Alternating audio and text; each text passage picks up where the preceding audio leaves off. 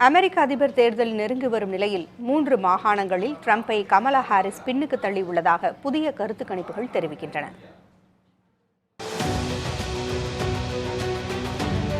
அமெரிக்க அதிபர் தேர்தலுக்கான பரப்புரை விறுவிறுப்பாக நடைபெற்று வரும் நிலையில் தேர்தல் தொடர்பான பல்வேறு கருத்து கணிப்புகளும் வெளியாகி வருகின்றன.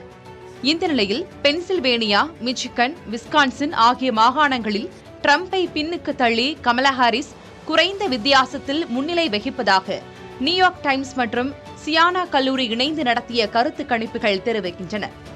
கடந்த முறை இவை இரண்டும் சேர்த்து நடத்திய கருத்து கணிப்பின் முடிவுகள் ஜோ பைடன் மற்றும் கமலா ஹாரிஸை விட ட்ரம்ப் முன்னிலை வகிப்பதாக தெரிவித்திருந்தன. 3 மாகாணங்களைச் சேர்ந்த பெரும்பான்மையான மக்கள் கமலா ஹாரிஸ் நேர்மையானவர், அறிவாற்றல் மிக்கவர் எனவும் நாட்டிற்கான தெளிவான பார்வையை கொண்டவர் எனவும் கருதுவதாக தெரிவித்துள்ளனர். அதே வேளையில் கமலா ஹாரிஸ் இந்த ஆதரவை தேர்தல் வரைக்கும் தக்க வைத்துக் கொள்வார் என உறுதியாக சொல்ல முடியாது என நியூயார்க் டைம்ஸ் கூறியுள்ளது குறிப்பிடத்தக்கது.